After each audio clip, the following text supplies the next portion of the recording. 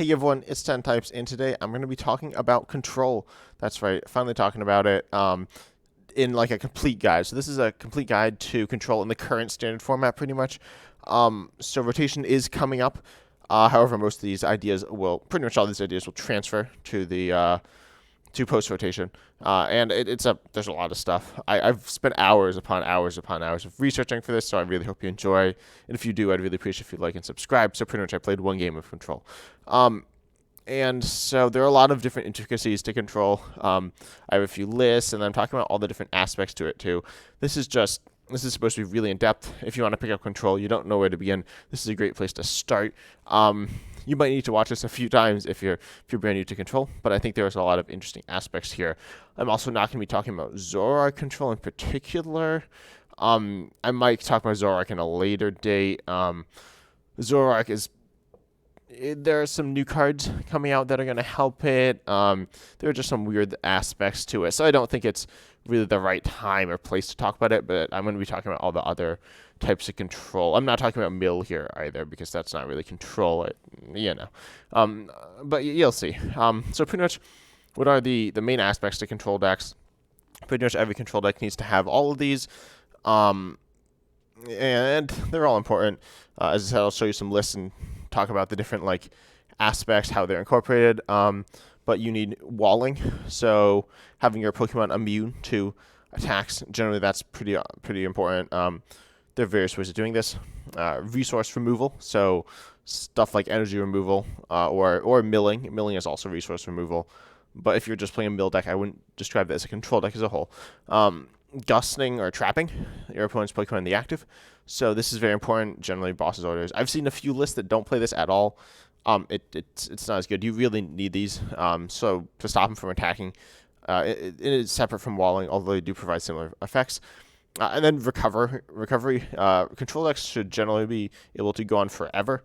That's not always possible, but you'd like to be able to do that, and you at least need to go on for a very long time and outlast your opponent, because you're probably not taking prizes. It does depend a little bit on the list, but generally you need to be able to stall out your opponent till they've decked out of cards, and that's your win condition most of the time. And then, of course, you need an engine. Control engines look a little bit different, but they're a similar idea to regular engines. And I'm not really going to be talking about, you still play Marnies and your decks and stuff like that usually. So the support accounts are a little bit different, and often fewer draw supporters, but still you need an engine to keep your deck going. And then also the typing. So this is interesting as well. And this is more specific to current standard, but obviously you have attackers that can be thrown into any deck, universal attackers, or even abilities, engines, stuff like that. And then you also have attackers that are good with twin energy. Of course, that will be rotating. And many of those attackers will also be rotating, but twin energy attackers are very useful, pretty common as well, some of the best. We also see double turbo energy attackers. Those are a bit less common, and I'd say a bit weaker, because of course that means they're rule box Pokemon. And then you have the four main types of control, I'd say. Psychic, which is one of the most common with Mewtwo V Union, which we'll talk about. Lightning, which we see there's a wide variety of lightning Pokemon that are all very strong. And you also have access to speed lightning energy, which is really good. Water type as well. You have access to wash water energy. And there are just a few good water Pokemon, although it's not as common anymore as it used to be. And then metal, which is even less common. It's the fourth type of control, I'd say. You don't see too many metal attackers seeing play right now. They're generally outclassed, but they're worth a mention. And you see some moderately interesting aspects to them. But as I said, I'm not going to be showcasing any metal lists in this video, I don't believe. So if you're interested in them, though, I'll be talking about them, but they're generally repetitive and used in their better versions in other types. But let's go on to walling, the first type of card. So first of all, we have a few Pokemon with big HP, notably Mewtwo V Union, Flying Pikachu VMAX have 310. So this should generally not be KO'd, and there are even more ways of buffing your HP beyond that. You have Radiant Gardevoir, V-Guard Energy, Big Charm, Tool Jammer. There are quite a few.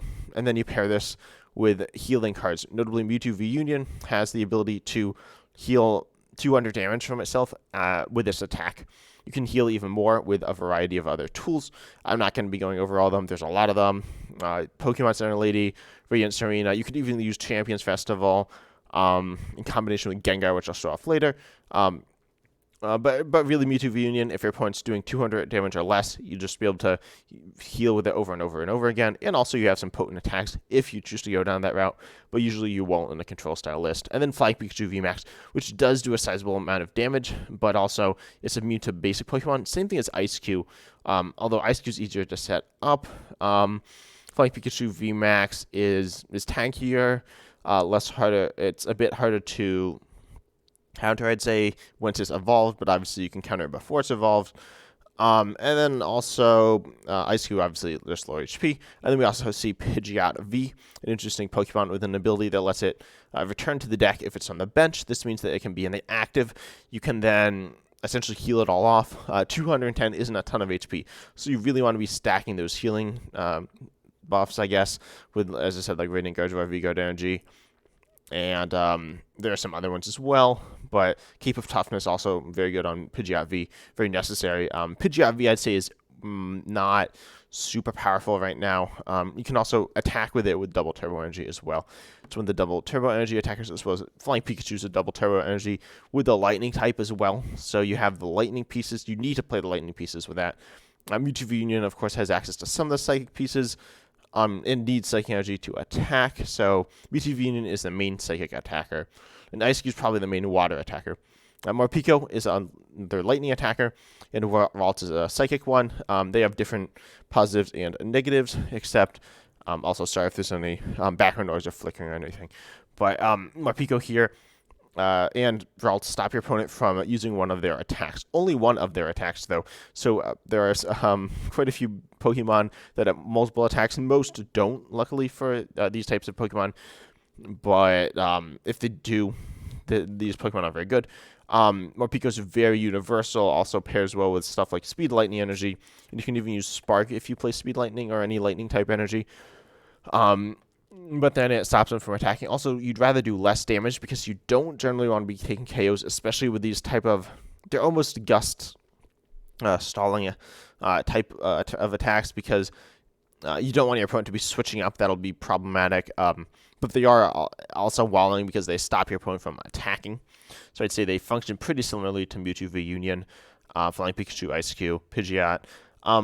And then there are some others that I don't have here as well, like Togekiss, Umbreon, which are VMAXs that see a little bit of play, but they're not that amazing. But then Ralts here does the same thing for Psychic Energy.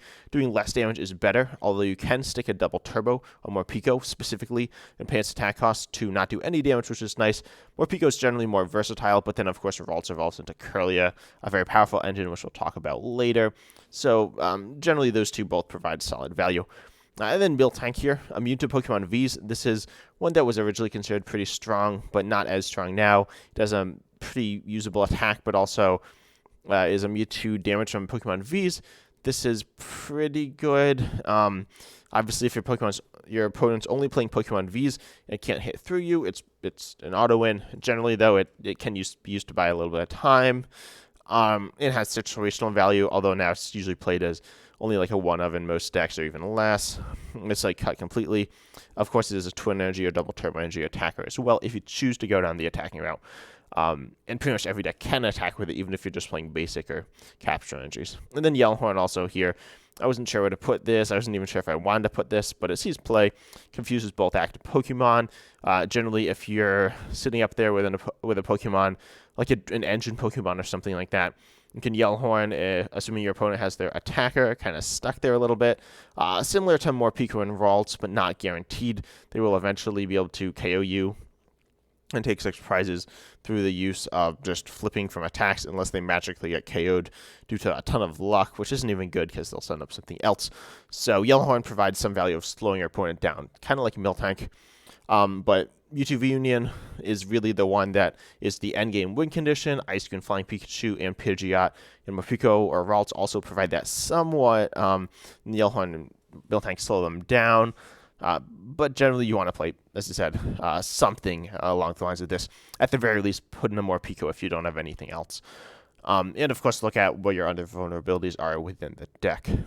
And now, resource removal. This is the biggest category. I guess it's the one that I found the most Pokemon for. There are a wide variety of them. Most of these just remove energy. Yveltal, Crushing Hammer, Flannery, and I guess Yveltal, Flannery remove special energy from your opponent's Pokemon in play. And then you also have, I think, some others like Dusknoir, Temple of Sinnoh, turn them off, although they're not super potent right now, but something to consider. Notably Temple of Sinnoh in the future, and you can get that locked in the active, or get that locked into play with something like Palkia in the active. But that's not seeing too much play. Most notably, Yveltal and Flannery are seeing a ton of play. Of course, Yveltal has the downside of needing 2 energy attachments, which can be awkward. Obviously, you can do twin or double turbo. It is probably the best the best twin attacker in the game right now, in terms of control. And then you also have Flannery here has the ability to obviously get rid of it as a supporter, which can be very powerful while you're doing something else. But also you have to discard a stadium, which can be very problematic at sometimes as well. But it can be good for you as well. Generally, you'd rather not have the effect of discarding the stadium, but it provides value. It's the only way to guarantee removing special energy. People don't play Fan of Waves because it gets sent back into their deck, and they can just attach it again, which really won't do too much in the long run. And then we also have Crushing Hammer to remove energy on a coin flip, Sydney to remove options from their hand. Sydney doesn't see a ton of play. It's kind of luck dependent, unless you're it's kind of awkward to use, and not in like a skill based way. It's kind of luck based, unfortunately. And Crushing Hammer is also luck-based, but very strong. Seeking, very similar to Crushing Hammer, but an attack. Doesn't see too much play, though. As I said, the water package doesn't see too much play other than Ice Cube. And then Greedent also discards us any type of energy. It's a double turbo attacker. It doesn't have a ton of health. It's just not a great card all in all. But Greedent V can be an option if you want to discard basic energies, but really most decks that play basic energies have a way of accelerating them too, so it's not super useful.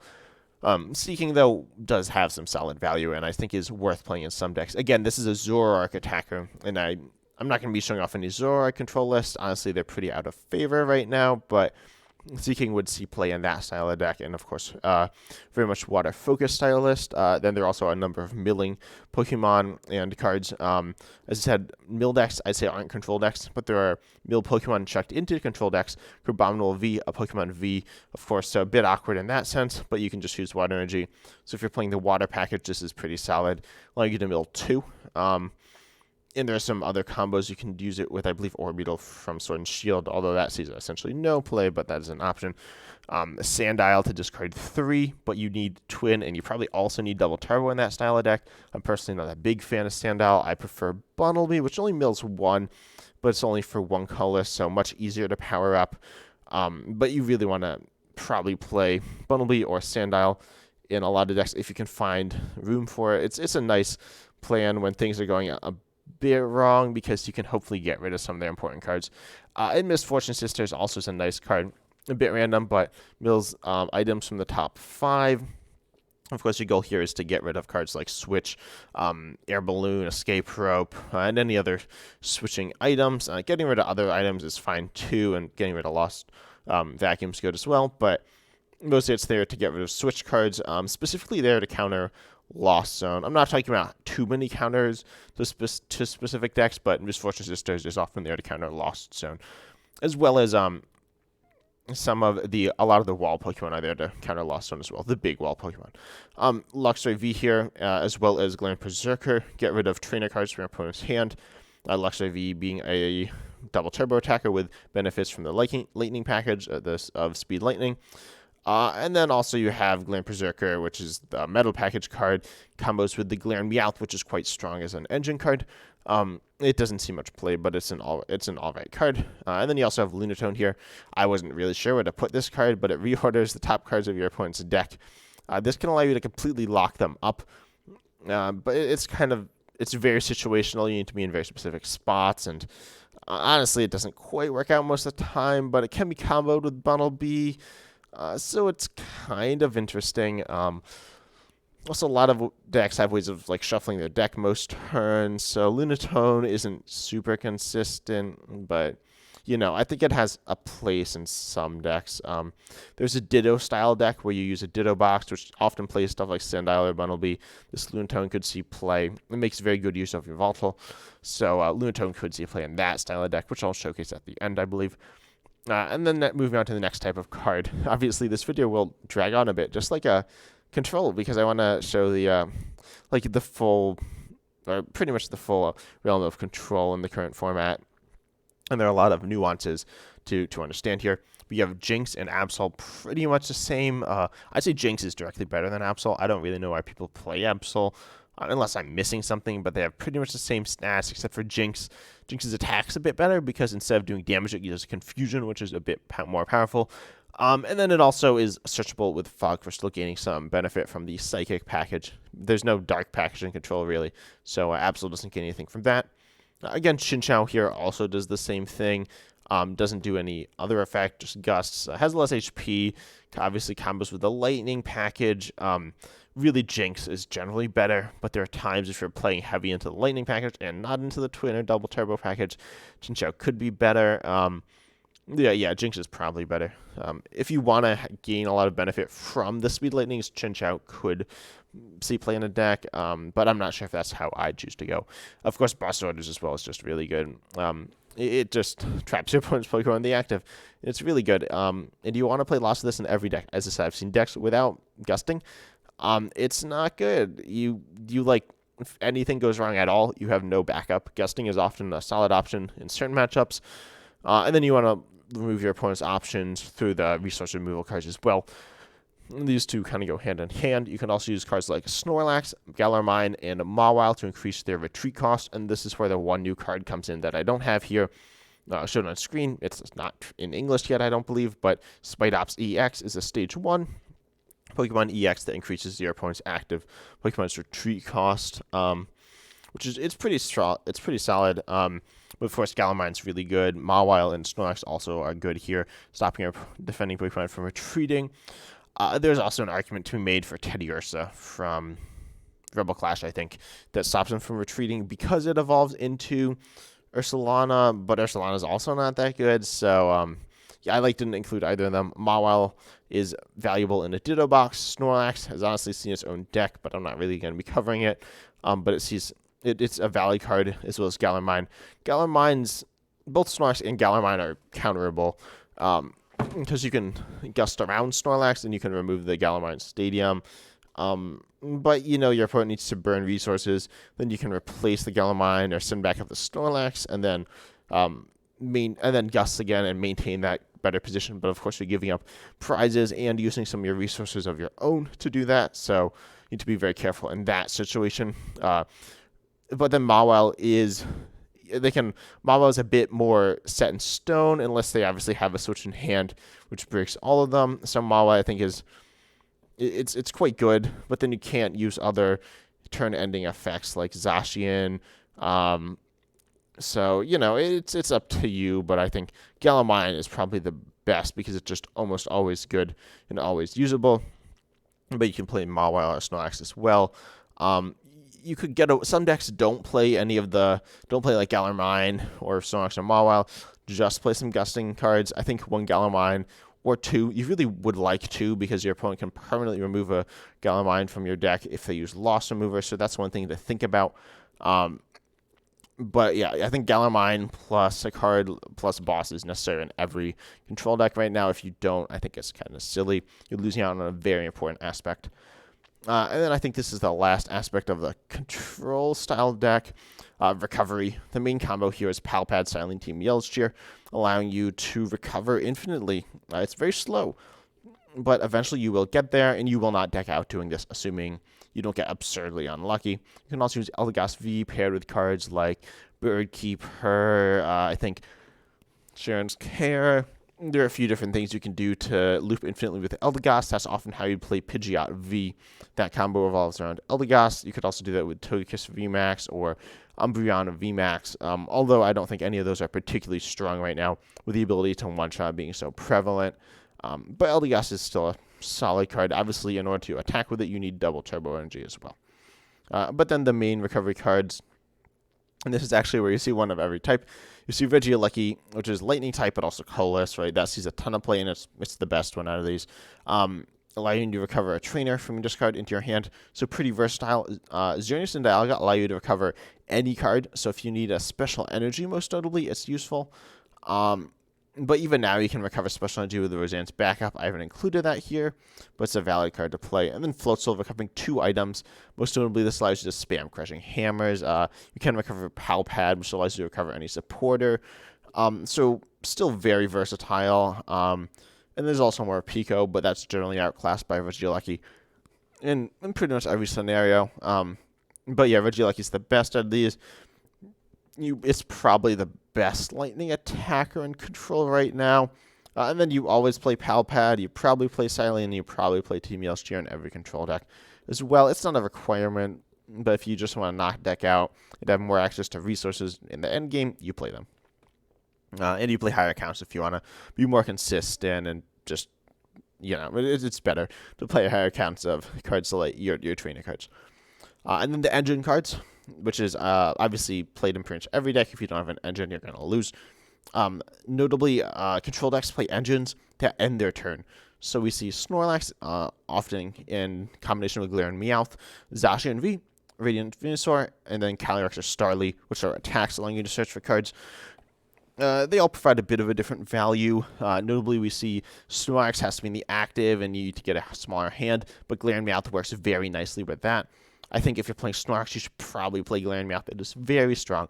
And then Zacian V is a bit easier to use, but also a bit of a liability. You can't scoop up net it. You can't retreat it super easily. So generally, people play Snorlax, and I think you should pretty much always try to play a Galarian Meowth if you're playing Snorlax. Radiant Venusaur are very similar to Snorlax. You can use it after your attack. It's a bit more versatile, but draws you less as well. People don't even always play a Radiant in their deck. People also play Radiant Greninja. Radiant Greninja isn't very good. People play it, but I don't think it's very strong because you really don't want to discard your energies, and the extra draw isn't really worth it either. It's not very consistent.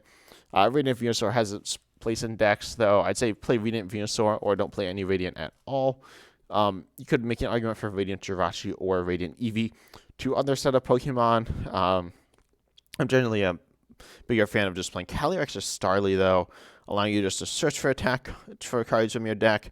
Or Snorlax. Calyrex it has more HP, also does damage, which is debatably bad, but you can obviously pair that with double turbo energy or twin energy to attack with it. Same thing with Starly, except Starly obviously has much lower HP, but then you can use it for free with Birdkeeper.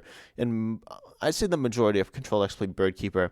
It's one of their staple supporters. It's not that strong, but it provides value. And then Snorlax is the main draw engine, and then either Chinchine or Kirlia often make their way into Control decks as well, being able to discard cards, which provides some synergy. Notably, the Mewtwo V Union deck needs the Mewtwo V Union and usually Psychic energies in the discard. And then Control decks sometimes just try to get to a no-card deck or a very little card deck to be able to loop stuff. The infinite combos are a bit weaker now because really the only way to do that is with Silene, Pal Pad, Team Yell's Cheer, unless you're doing some really weird stuff. Floatzel will also occasionally try to get down to a very low deck. But generally, getting down to a low-ish size deck is good. And then also Pikamiku. Pikamiku is one of the staples of Control that I think many people are confused about why it's in the deck. It's in the deck because it combos with Silene. And it also just reduces the amount of cards in your deck essentially by 1. It's a pretty alright card to search with Irida, which doesn't see too much play, but it has. So Pikamiku just provides a little bit of value over the course of the game. It's level ball searchable, so you can draw 1 card off a level ball. It's kind of weird, but the main reason is Silene. And so that's one of the, I think the biggest mistake I made when playing Control was that I'd Pikamiku and I wouldn't have it in my hand when I get to Silene, because Silene puts the cards on the top of your deck, and then you can get them right away with Pikamiku, which can be very important to winning the game. It can literally decide the fate of the game. So make sure you save your Pikamiku for the times when you need it. And just always, like Radiant Venusaur, I guess the main engine would be Snorlax, Pikamiku. I'd say Kirlia is very good as well. But moving on to some specific deck lists, these are ripped from Limitless. I think one of them might be mine. One of them might be Carabank 44s. If you haven't checked out that channel, you should check it out. Doesn't post anymore, unfortunately, it doesn't look like, but a solid control player. But this list is a pretty generic control style list, but it does play some interesting elements. Notably, you see, of course, some of the lightning options. We see 2-speed lightning giving you extra draw power, and then, of course, that comboing with Flying Pikachu VMAX, Luxray V, Regieleki. You need it on Flying Pikachu VMAX to attack, but Regieleki and Luxray give you the extra draw potential, as well as the option to attack with them. You won't really ever do this, but you could do this. And then we see the walling aspect of, we see Flying Pikachu as a wall. We also see Pidgeot V as a wall. Pairing with Cape of Toughness, Radiant Gardevoir on this list. You also see Big Parasol to reduce, to stop certain dangers to you. And we see Miltank as well. So this is very much a walling style list with a wall box, I guess. And then, of course, you just have generic gusting stuff like Galamine Boss. And then as you see, the support accounts they're not like anything absurd. You just see Colorless Experiment, Birdkeeper, Pioneer also providing some draw. Kind of. And then, like, Quick Ball, right? Some people think controllers are, like, super weird. This isn't that weird. You still see the Manaphy's. And then the engine here will be Snorlax. And you can use Eldegoss comboed with Birdkeeper. So Eldegoss, Birdkeeper, Pidgeot V, Cape of Toughness, Radiant Gardevoir, and that's pretty much your end game. You do have Lost City in this list as well to provide certain value in certain matchups. Honestly, I'm not exactly sure why that's in there. I certainly see that it provides value. It also, you want bumps to stadiums, right? In this style list, you specifically want this. We don't actually see the infinite loop in terms of Silene, or we don't even see Palpad, because you don't need Palpad, you just want to stream Eldegoss Vs. Also, control lists generally have cards to access your prize cards, notably Peonia and Hisuian Heavy Ball, mostly Peonia though. And that's important because you play thinner lines of stuff. We see removal cards like Misfortune Sisters and Sydney, as well as turboing through your deck cards like Trekking Shoes, and Scoop of Net providing versatility, and then, of course, the Galamine Trapping. And then we also have Yveltal to remove special energies.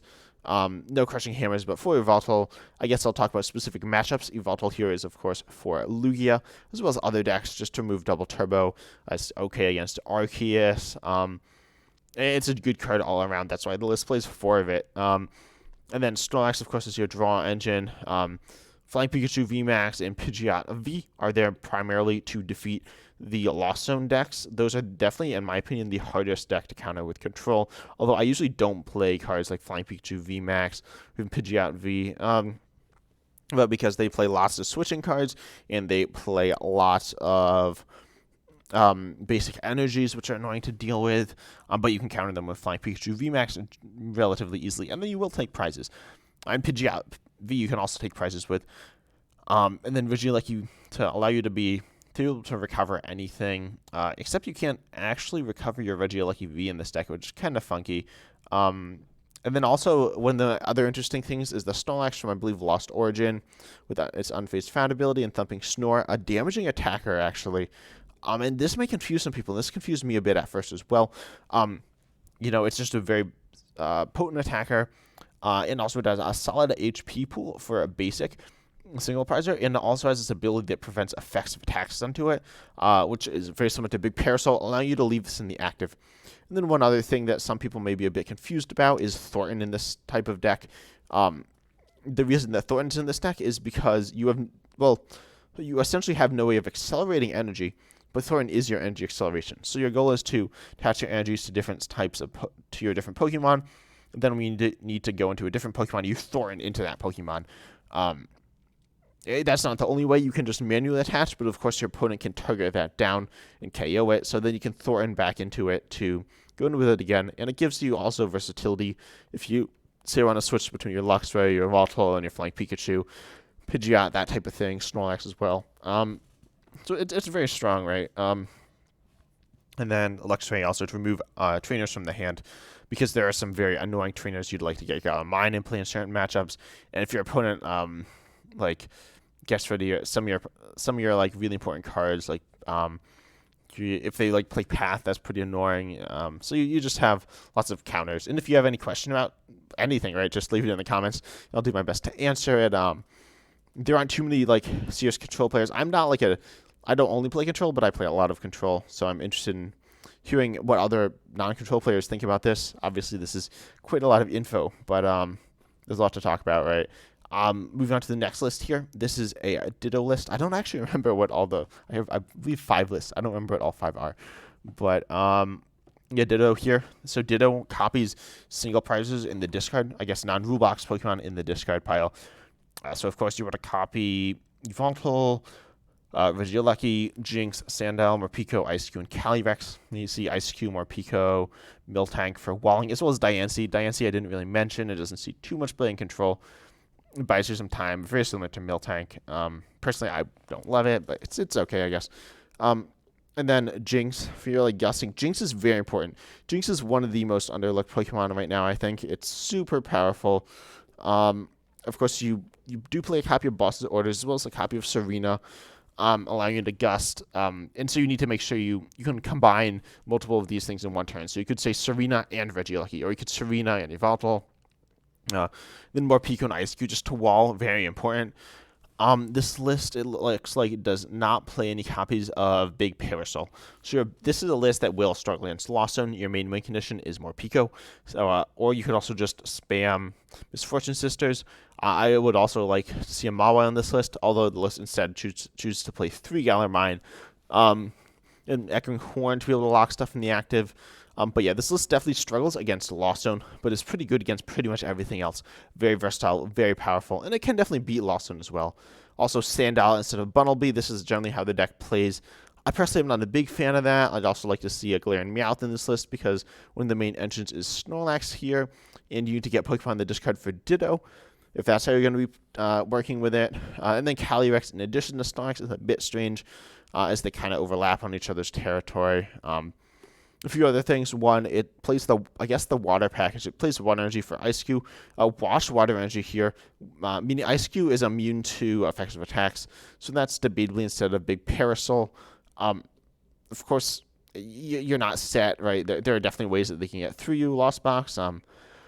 But the deck's just very solid all in all. You also see Roxanne, which is a pretty potent card in control list. People aren't playing it that much, actually. Despite it being very powerful, but, not everyone chooses to play it. And then Yellhorn as well to slow your opponent down, because this is just like I describe it as a tempo control list where you just want to get solid pressure in the early game. Sorry, switch lists there. You want to get solid pressure in the early game, lock them up in the late game, and then finish them off with stuff like Sandile, and recover stuff with the Regieleki, and just have access to these powerful attacks in the late game. And then also you have like the double turbo twingy split, which is really interesting. Some people may be confused by this. This is because you don't want to be taking KOs, notably with Morpeko. I guess Calyrex as well, sometimes even Ice-Q. Although you're probably taking KOs with Ice-Q. You can't get that down to 0 damage. But you don't want to take KOs with Morpeko, so you have double turbo energy in this list to be able to do that. But that's about it. It's nothing crazy here.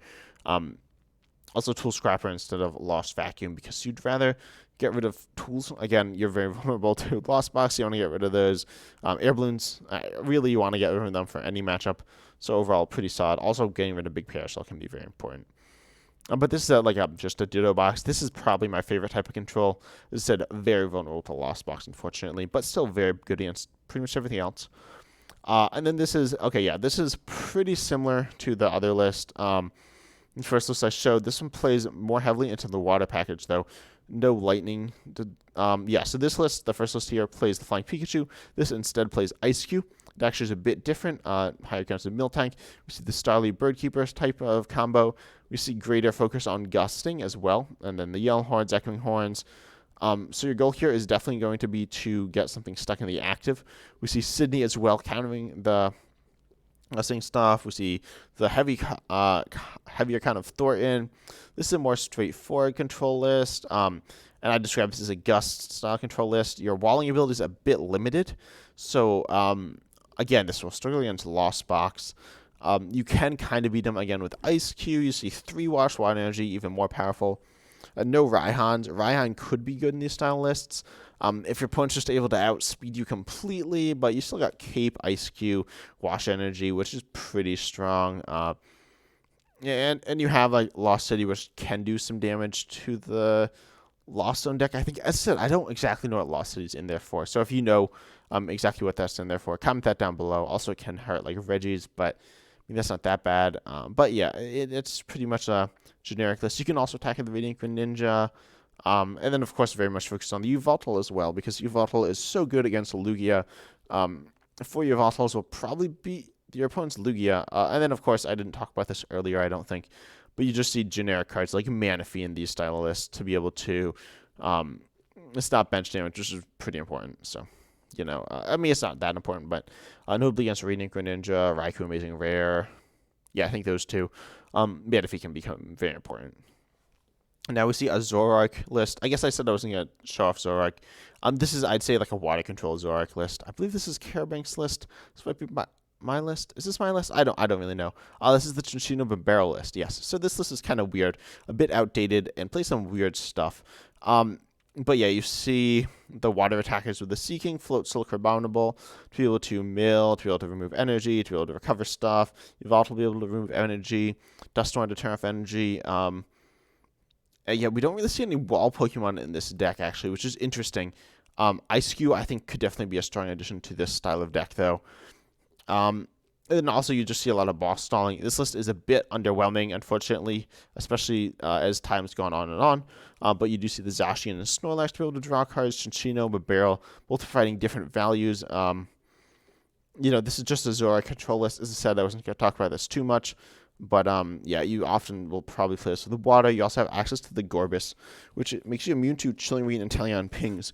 You could also play Jolteon instead. Jolteon's a bit more awkward to set up, but stronger when you get it up. Of course, they can do stuff like Lost Vacuum or Tool Scrap to be able to turn that off, or even Tool Jam or Gust. But you see Gorbis there, because if your opponent sets up Chilling Reign and Teleon, they can literally, if both of you are not doing anything, they can just do 20 damage every turn, and then they'll win. So you need to be able to stop that in some way. That's being played barely at all right now. So that's why you don't see these controllers playing Gorbis, but it's getting a bit sketchy. If they play that, you probably lose, unless you're able to take it out. And then lastly, we have the, I'd argue, somewhat iconic list here, the Mewtwo V Union. This one does not play Yveltal. Generally, they do. But and this one doesn't play Miltank either. This is a hardcore Mewtwo V Union list. This is played by Sander, the probably most well-known control player and one of the best. But yeah, this is focused on Mewtwo V Union. It can, of course, use its Super Regeneration, healing it. But then you also have Gardevoir here and the Curlia engine, pairing well with Fog Crystal and those Psychic energies, as well as Gengar, allowing you to move your damage counters around. And then Radiant Serena, allowing you to heal 20 from all your Pokemon. So you heal essentially 100 damage if you have 5 Psychic Pokemon in play. You could even pair this with Champions Festival, which isn't in this list. It is kind of impossible to get. But actually, I don't know how it is hard to... I don't know if you can get it in live, but it's pretty much impossible to get in PTCGO. And then you also see like generic stuff like Snorlax, Shadow Rider Calyrex V, another card I didn't really talk about. Kind of limits your opponent's options a little bit. It's quite slow, though, and probably won't do enough, but it's an interesting option.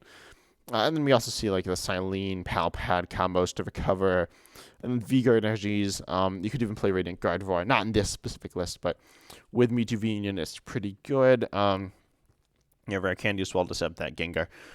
And then double Peonia, right? You only play one Gengar, one Rare Candy, so you do need the double Peonia. Otherwise, you might miss it. I mean, you're not guaranteed to hit it, and if you play one Peonia, you're still in a very good spot to be able to hit it through the course of the game. But yeah, this is a bit of a more, I guess, streamlined, not turbo control, but this one can do damage. It's kind of weird. It's just the Mewtwo V Union list I chose to showcase. But generally, Mewtwo V Union will have Mewtwo V Union itself with Psychic Energies. And then, of course, you'll have Yveltal, Miltank, and some other generic attackers, including Regieleki, or Pico, possibly. Some people I've even seen playing Ice-Q. I don't think Ice-Q really... You don't need Ice-Q and Mewtwo V Union in the same list, but you could play them if you really want. But yeah, this is like a Psychic list. I wanted to show a Psychic list. Yeah, but I'd say the best list here... I mean, I love this list. This list might be the best list here, though. But so I wonder what your thoughts are on control in the current format. Of course, it'll change with rotation. I guess I should talk about that a little bit. We're losing Snorlax and Zacian, so you got to replace those. You could do Jubilee Village. You could do Rotom V. You could do Sylveon V. You could do Radiant Eevee. You could do Radiant Jirachi, all similar cards to allow you to set up a bit weaker, but it's okay. And we're also losing Elgas V. I guess I should go through the list and see what we're losing. We're losing more Pico, which is a bit annoying. Yellowhorn. Most of these losses aren't that bad, though. Sea King, Bunnelby, Sandile, right? But, they're not that important. Gonna be out Lunatone, no one even plays those that much. Chinchou, right? Who plays this? Galamine's definitely one of the biggest losses, as well as Snorlax. Now, Galamine can be replaced by Spidops, and you certainly have other draw options. Literally just play supporters, and it's fine. And then we're also losing, I guess we're not losing any of the recovery options. I don't remember I don't think we're losing Palpad. Yeah, I don't believe so, but we're losing Eldegoss, which is a big loss. And so, yeah, pretty much this style list here, though, is going to be pretty much completely playable post-rotation, except for Galamine, which you may need to place with a Spidops line. And that's where you'd pivot to possibly a Zoroark style list, which changes things a bunch. I have a poll on my YouTube channel. People vote for control. I'm very happy about that until I play against it on the ladder. But actually, control is not that bad to play against, in my opinion, although I certainly understand if you despise playing against it. But control, I'm interested in hearing your thoughts, right? I hope you're enjoying Pokemon, though. I hope you're excited for the new set. Scarlet and Violet, seeing what that'll add. And, yeah, just comment down below if you have any questions. I'm sure you probably do. I'm sure you probably have a lot because there's just a lot of stuff. It's kind of messy, but really interesting in my opinion. But I hope you enjoyed. As always, I'm excited to see you in the next video.